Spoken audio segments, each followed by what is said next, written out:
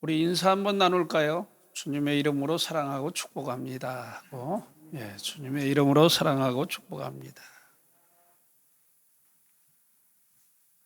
오늘 본문 말씀은 예수님의 복음 선교 사역의 초기에 일어난 그러한 사건을 기록하고 있는 말씀입니다.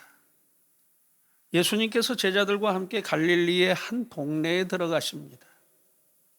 그런데 어떻게 예수님의 소식을 들었는지는 잘 알 수는 없지만 한 나병 환자가 예수님의 앞에 나와 꿇어 엎드려 이렇게 간구합니다. 주여, 원하시면 저를 깨끗게 하실 수 있나이다 하고서 주님께 구합니다.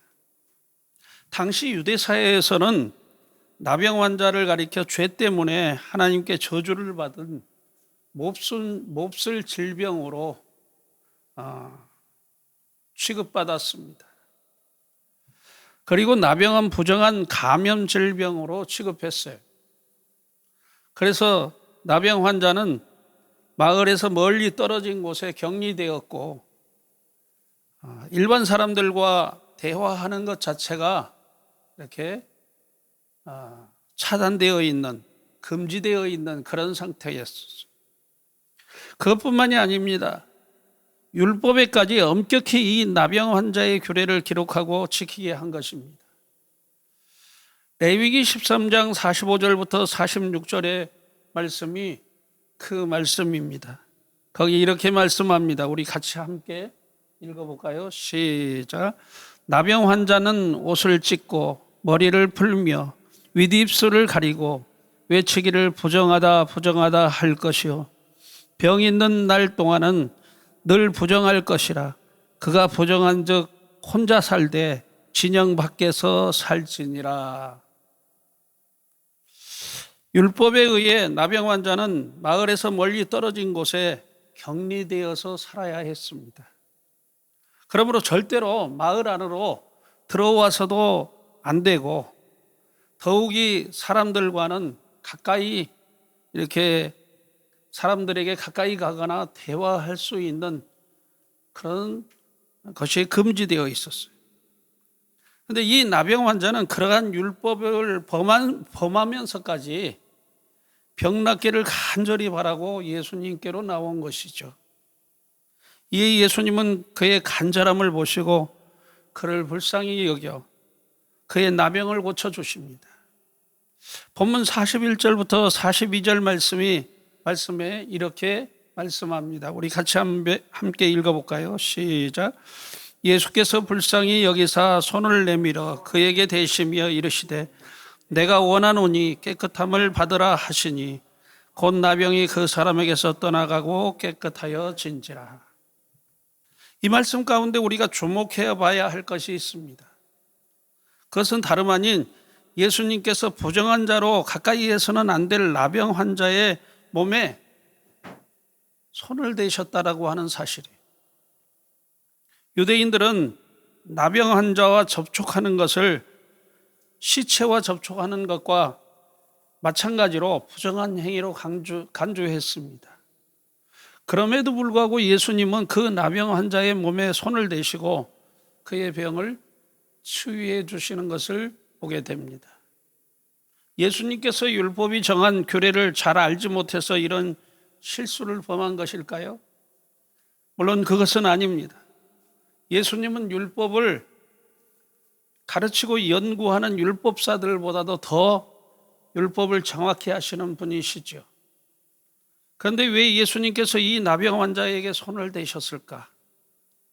그것은 예수님께서 이렇듯 우리가 당하는 고통을 외면하시지 아니하시고 직접 만져주시고 치유해 주시며 사랑을 베풀어 주시는 그런 주님이시기 때문에 그러한 줄 믿습니다. 예수님의 긍휼과 사랑은 이것으로 끝나지 않습니다. 그 고침받은 나병 환자를 위해서 이렇게 엄히 경고하십니다. 그 말씀이 본문 43절부터 44절의 말씀입니다. 우리 같이 함께 읽어보도록 하겠습니다. 시작. 곧 보내시며 엄히 경고하사 이르시되 삼가 아무에게도 아무 말도 하지 말고 가서 내 몸을 제사장에게 보이고 내가 깨끗하게 되었으니 모세가 명한 것을 드려 그들에게 입증하라 하셨더라. 아멘. 예수님께서 고침받은 나병 환자에게 경고한 내용은 두 가지입니다. 첫째로는 삼가 아무에게도 아무 말도 하지 말라는 것이. 다시 말해서 예수님께서 자신의 몸에 손을 대시고 나병을 고쳐주셨다는 그 사실을 그 누구에게도 말하지 말라는 그런 말씀이죠. 둘째로는 즉시 가서 제사장에게 나병에서 고침받은 몸을 보이고 모세가 명한 것을 드려 그들에게 나병에서 완쾌된 사실을 입증하라라는 것입니다. 하지만 고침받은 이 나병 환자는 예수님의 경고의 말씀을 무시하고 이 일을 많은 사람에게 전파하여 널리 퍼지게 한 것이죠. 문제는 이 일로 인해 예수님의 초기 복음 선교 사역에 큰 장애가 되었다라고 하는 사실입니다. 결국 예수님은 이 일로 인해서 다시 드러나게 동네에 들어가지 못하시고 오직 바깥 한적한 곳에서 계셔야만 했다라고 오늘 본 말씀은 그렇게 말씀하고 있습니다. 한 나병 환자의 잘못된 행동으로 말미암아 예수님은 율법이 정한 범법자로 낙인 찍힐 뻔하신 것이죠. 오늘 본문 말씀은 우리의 신앙에 있어서 두 가지 중요한 가르침을 주시는 그런 말씀입니다. 그 중요한 가르침이 무엇일까요? 첫째로 율법보다 더 중요한 것은 사랑과 긍휼이라고 하는 그런 말씀입니다. 과거 하나님께서 모세를 통해 이스라엘 백성들에게 율법을 주신 목적이 뭐냐? 그것은 다름 아닌 하나님을 전심으로 사랑하고 이웃을 제 몸처럼 사랑하는 그러한 삶을 살아가기 위함이셨습니다. 한마디로 말해서 율법은 하나님의 백성으로 거룩하고 선한 삶을 살아가기 위한 방편이지 구원의 방편은 아닌 것입니다. 하지만 유대인들은 율법을 최고의 권위에 두고 율법의 행함을 영생을 얻는 일의 방편으로 오해했습니다. 심히 안타깝고 유감스러운 일이지만 율법의 행위로는 구원 곧 영생을 우리가 얻지 못합니다. 죄로 오염되고 타락한 인간이 하나님의 율법을 범하지 아니하고 율법의 요구를 온전히 이룰 수 있느냐? 유감스러운 일이지만 그것은 결코 불가능한 일이고 이루어질 수 없는 일인 줄 믿습니다. 설사 율법의 요구를 온전히 이루었다 하더라도 죄로 말미암아 한번 타락하고 오염된 인간의 그 죄악은 사함을 얻을 수 없다라고 하는 사실이죠. 죄사함 곧 영생을 얻는 전적인 비결은 하나님의 사랑하심의 은혜입니다. 요한복음 3장 16절 말씀부터 17절 말씀이 그 사실을 우리에게 입증해 줍니다. 같이 함께 읽어볼까요? 시작. 하나님이 세상을 이처럼 사랑하사 독생자를 주셨으니 이는 그를 믿는 자마다 멸망치 않고 영생을 얻게 하려 하심이라. 하나님이 그 아들을 세상에 보내신 것은 세상을 심판하려 하심이 아니요 그로 말미암아 세상이 구원을 받게 하려 하심이라. 아멘. 하나님께서 하나밖에 없는 아들이신 예수님을 세상에 보내신 것은 우리로 하여금 영생 곧 구원을 얻게 하시기 위함입니다. 죄로 말미암아 타락하고 오염된 이 죄를 무엇으로 씻을 수 있느냐? 죄 없으신 예수님, 그 예수님이 우리를 대신해서 죄값을 지불해 주실 때 그 죄사함을 얻게 되는 것이죠. 그러므로 말미암아 우리가 영생을 얻는 것입니다. 오늘 한 나병 환자를 고치시는 본 말씀의 내용에서도 우리는 그 사실을 분명히 확인할 수 있습니다. 당시 나병은 전염성이 강한 질병으로 취급되어 철저히 격리를 원칙으로 하는 그런 질병이었습니다. 그리고 율법에 정하기를 이 나병은 부정한 질병으로 만지거나 가까이 하는 자는 부정한 자로 취급받았습니다. 그래서 그 누구도 나병에 걸린 자를 몸으로 만지거나 그를 가까이 하는 사람이 없었습니다. 그런데 예수님은 그러지 않았어요. 예수님을 찾아와 그 앞에 꿇어 엎드려 간절히 간구하는 그를 불쌍히 여기셨다고 했어요. 그리고 손을 내밀어 그에게 대시고 그 나병을 고쳐주신 것입니다. 여러분, 예수님이 손을 대실 때 어느 부분을 손을 대셨을까? 저는 그것이 참 궁금해요. 나병에 걸리면 몸이 이렇게 서서히 썩어 들어가는, 피부가 썩어 들어가는 피부질환이 피부가 괴사되어지는 그러한 그 증세가 나옵니다. 근데 예수님이 그 나병 환자의 썩어진 부분을 이렇게 만진 것이 아니라 썩지 않은 부분을 만지셨을까요? 아마 저는 예수님의 그 특성, 예수님의 그 심성상 그 나병 환자의 환부를 만지시지 않았을까. 다시 말해서 썩어가면서 고름이 흘러나오는 그런 그 나병의 상처를 주님이 어루만지시면서 그의 나병을 고쳐주시지 않았을까. 저는 그렇게 봅니다.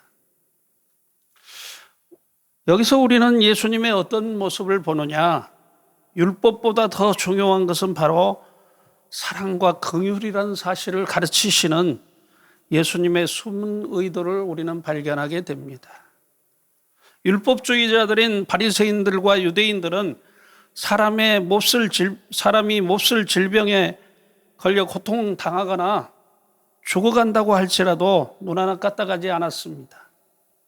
오히려 사랑과 긍휼을 베풀기보다는 율법을 지키고 행하는 것을 더 보람되고 유익한 일로 그들은 착각했어요. 그래서 안식일 날 병든 자들을 고치시는 예수님의 모습을 보면서 하나님의 율법을 회방하는 자로 낙인 찍기도 한 것을 우리는 잘 알게 됩니다. 유감스러운 일이지만 그들은 율법으로 인해 죄악을 범하는 참으로 어리석은 자들이 아닐 수 없었어요. 율법을 지키는 자들이 오히려 율법을 지키는 것이 아니라 율법으로 악을 행하는 것이죠. 율법을 진정으로 지키고 행하는 자는 어떤 자들이냐? 율법을 주신 목적을 따라서 사는 삶이죠. 율법의 목적이 뭐라고 그랬어요?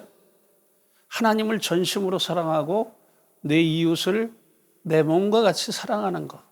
그것이 바로 율법을 주신 목적인 것이죠. 다시 말해서 율법을 어떤 조항을 지키기보다 그 율법에 주신 목적을 따라 행하는, 한마디로 말해서 사랑과 긍휼의 삶을 사는 것이 바로 율법의 완성인 것이죠.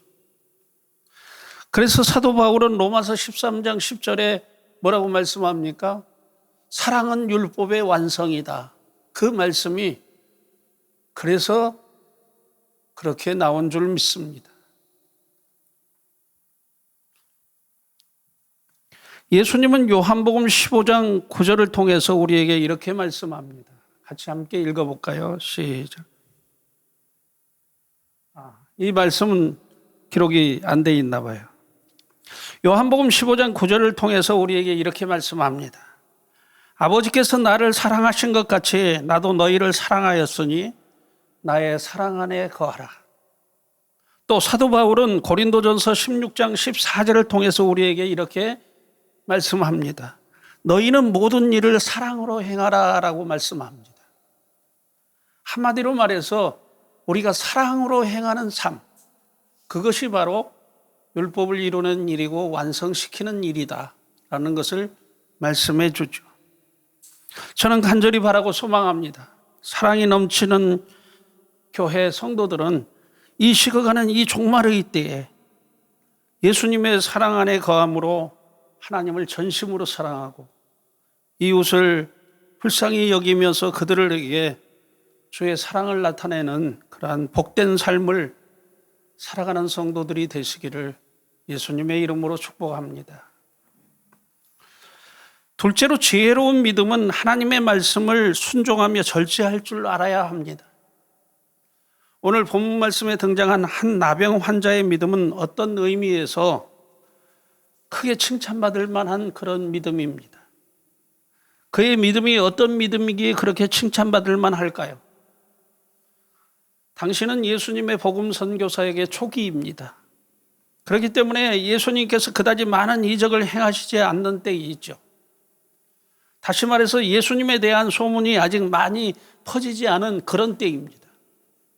그런데 더욱이 이 나병 환자는 마을에서 멀리 떨어진 외부와 철저히 격리된 골짜기 등에서 거처를 정하고 살아가는 그런 사람입니다.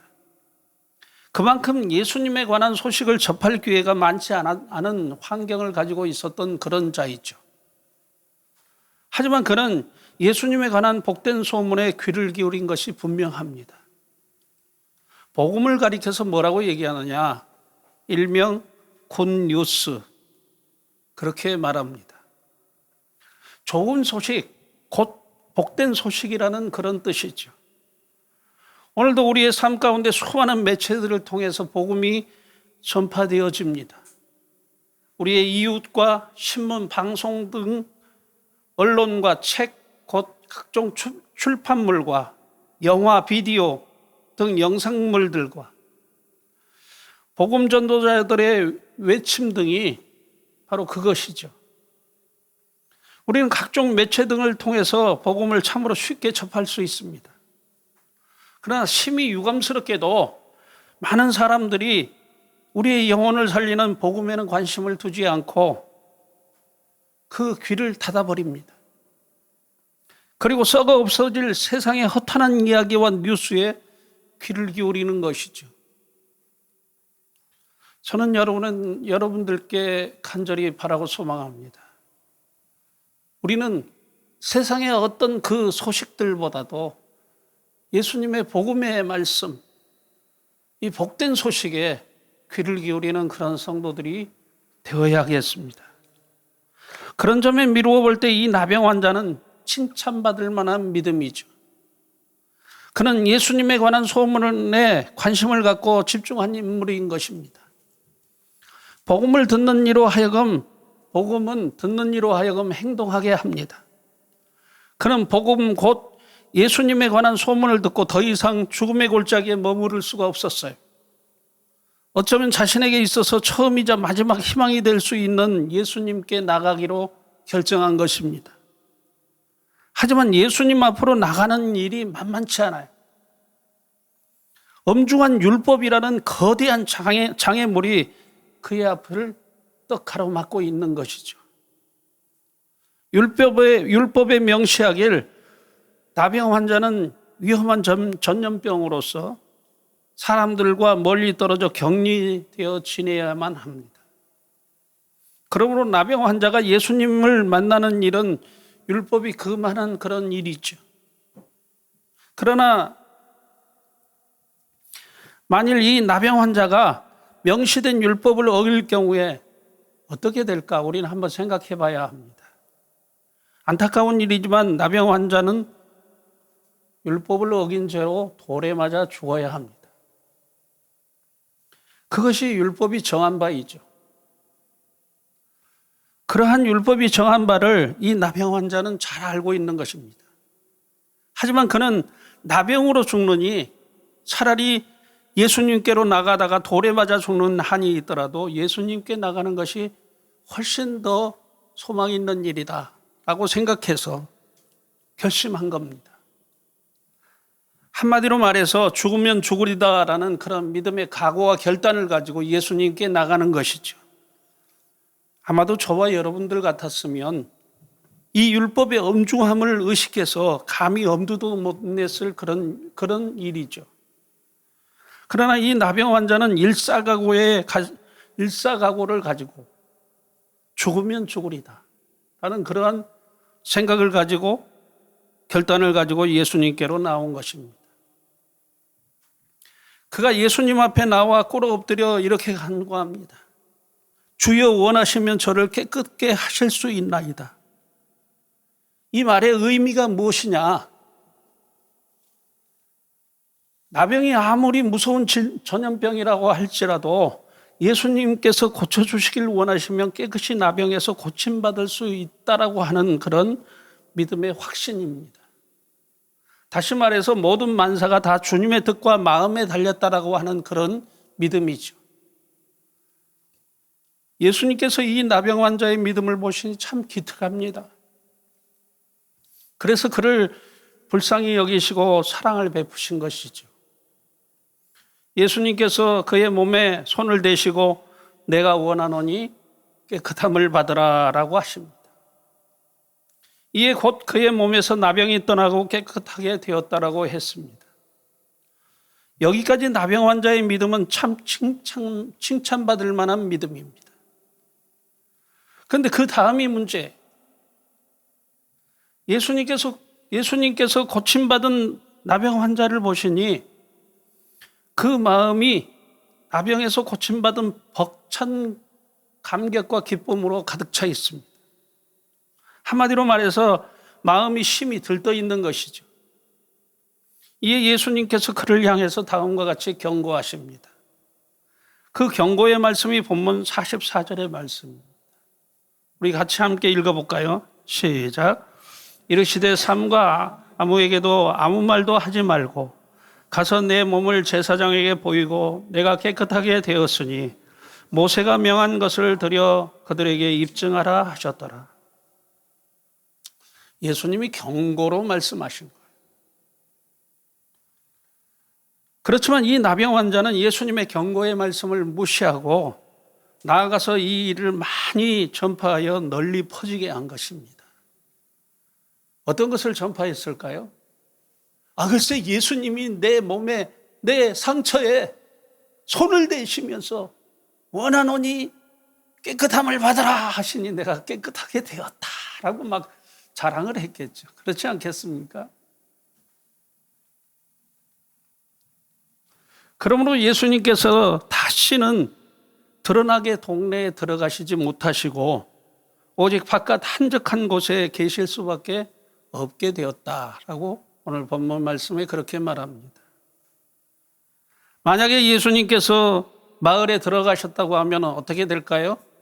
율법을 범한 자, 율법을 어긴 자로 예수님이 곤경에 처하실 수밖에 없기 때문에 예수님은 마을에 들어가시지 못하고 바깥 한적한 곳에서 거기에 거처를 정하고 있을 수밖에 없었다라고 말씀하고 있는 것입니다. 이 나병 환자의 지혜롭지 못하게 행함 때문에 예수님께서 더 이상 공개적인 그러한 복음 선교 사역을 하지 못했다라고 하는 그런 말씀이죠. 한마디로 말해서 선교 초기, 예수님의 복음 선교 초기에 이런 시간적 그런 딜레마에 빠지게 되었다라고 하는 그런 말씀입니다.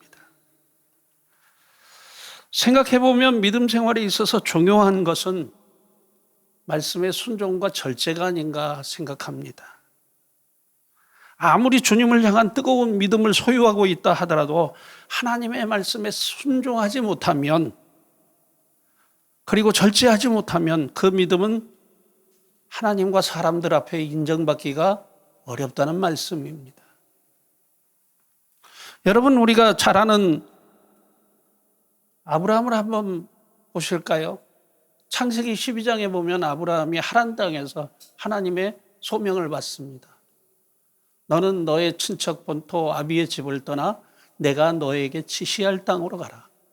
어떤 것을 지시하고 그 장소로 가라는 것이 아니라 앞으로 너에게 지시할 땅으로 가라. 막연한 그러한 어떤 목표가 없는 그러한 길을, 나그네 길을 가야만 하는 아브라함의 그 행위를 요구하고 계시죠.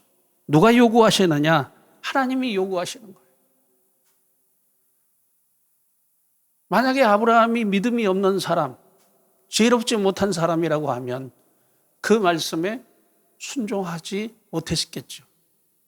그런데 오히려 이 아브라함은 자기의 짐을 싸들고 길을 떠나기로 작정합니다. 그것도 자기의 사랑하는 아버지 데라는 완강히 반대합니다. 야, 여기 하란 땅에 살기 좋은데 왜 떠나려고 하느냐? 가려면 너나 가라. 나는 여기서 거처하겠다 하면서 도무지 아브라함의 말을 듣지 않고 고집을 부리는 아버지. 그 아버지와 어떤 의미에서 관계를 끊고 자기 스스로 길을 가야 하는, 하나님의 말씀에 순종해야 하는 이 아픔을 아브라함은 감당하면서 그 말씀에 순종해 나가는 것을 우리는 보게 됩니다. 우리가 구약 성경 요나서를 읽다 보면요, 참 이 요나 선지자가 유감스러운 그런 선지자입니다. 하나님이 요나에게 바벨론의 성 니느웨로 가라고 분명히 말씀하셨어요. 거기 가서 그 성의 사람들에게 하나님의 그 심판의 복음을 전하라고 그렇게 말합니다.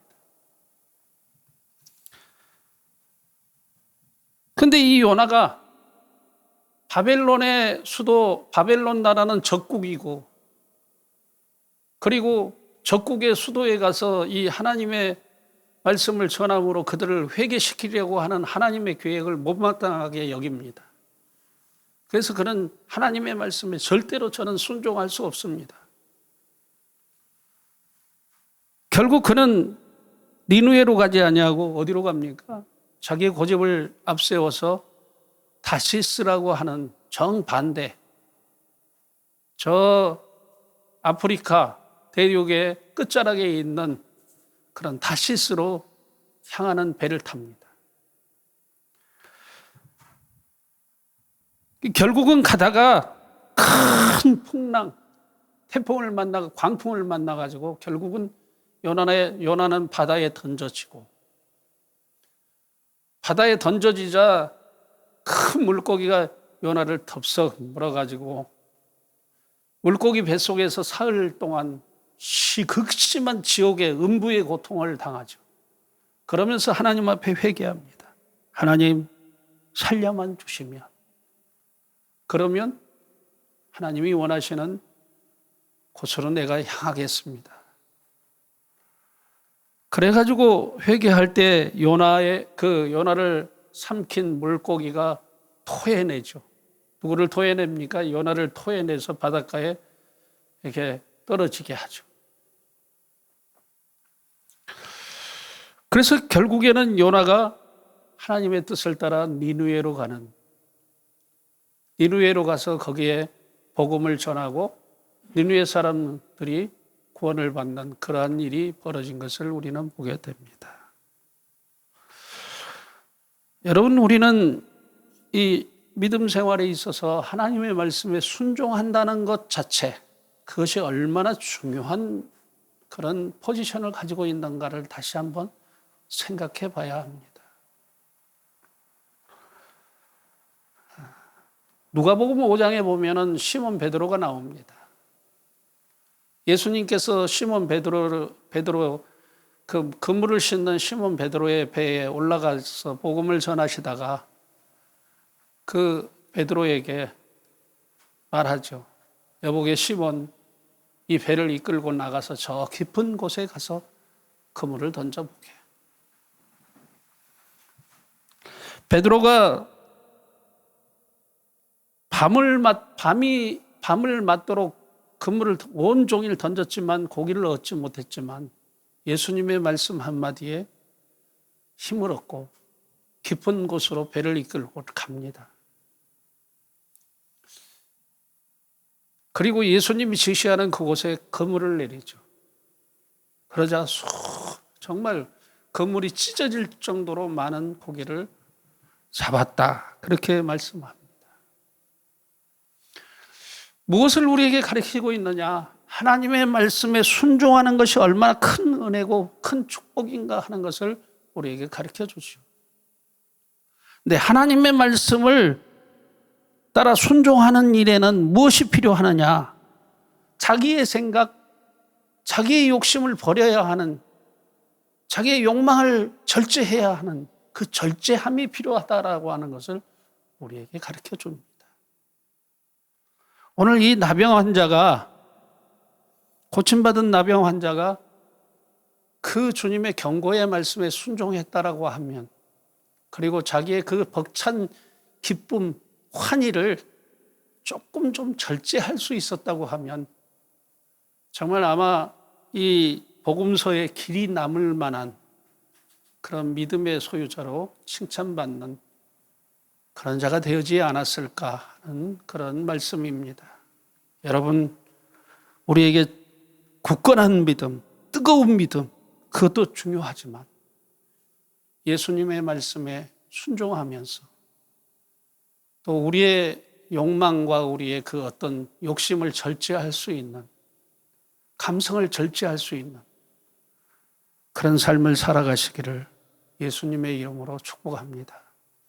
그리할 때 아마 우리 하나님께서 여러분에게 더욱더 풍성한 은혜를 주시고 여러분의 앞길을 복된 길로 인도해 주실 줄 믿습니다. 기도하겠습니다.